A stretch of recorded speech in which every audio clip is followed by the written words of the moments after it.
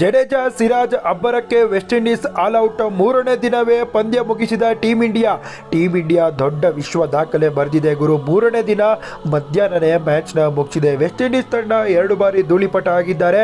Team India ತಂಡ super ಆದಂಥ performance ಕೊಟ್ಟಿದೆ. ಮ್ಯಾಚು ಏನಾಯಿತು ಗೊತ್ತಾ? ಮೂರನೇ ದಿನ ಮ್ಯಾಚು ಮುಗ್ದೋಯ್ತು. ವೆಸ್ಟ್ ಇಂಡೀಸ್ ತಂಡ ಮೊದಲು ಬ್ಯಾಟಿಂಗ್ ಆಡ್ತಾರೆ. 162ಗೆ all out. Siraj 4 wicket, Bumrah 3 wicket. Team India batting ಆಡ್ತಾರೆ. Jadeja century, Jurel century, KL Rahul century. Team India ತಂಡ 448 ರನ್ಸ್ನ ಹೊಡೆದು 5 ವಿಕೆಟ್ನ ಕೊಟ್ಟು ಡಿಕ್ಲೇರ್ನ ಕೊಡ್ತಾರೆ. ವೆಸ್ಟ್ ಇಂಡೀಸ್ ತಂಡ ಚೆನ್ನಾಗಿ ಹೊಡಿಬೇಕಾಗಿತ್ತು, ಸಖತ್ತಾಗಿ ಆಡಬೇಕಾಗಿತ್ತು. ಆದರೆ ವೆಸ್ಟ್ ಇಂಡೀಸು ಫಸ್ಟ್ ಇನ್ನಿಂಗ್ಸಲ್ಲಿ 162ಗೆ ಆಲ್ ಔಟ್ ಆದರೆ ಸೆಕೆಂಡ್ ಇನ್ನಿಂಗ್ಸಲ್ಲಿ 146ಗೆ ಆಲ್ ಔಟ್ ಆಗಿದ್ದಾರೆ.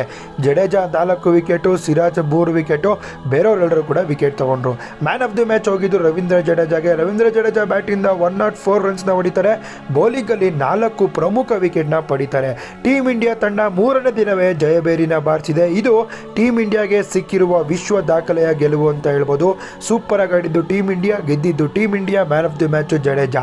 KL ರಾಹುಲ್ ಹಾಗೂ ಕುಲ್ದೀಪ್ ಯಾದವ್ ಕೂಡ ಚೆನ್ನಾಗಿ ಆಡ್ತಾರೆ. ಜುರೇಲು ಕೂಡ ಡಿಸರ್ವಿಂಗು. ವಿಡಿಯೋ ಇಷ್ಟ ಆಗಿದೆ ಲೈಕ್ ಮಾಡಿ, ಶೇರ್ ಮಾಡಿ.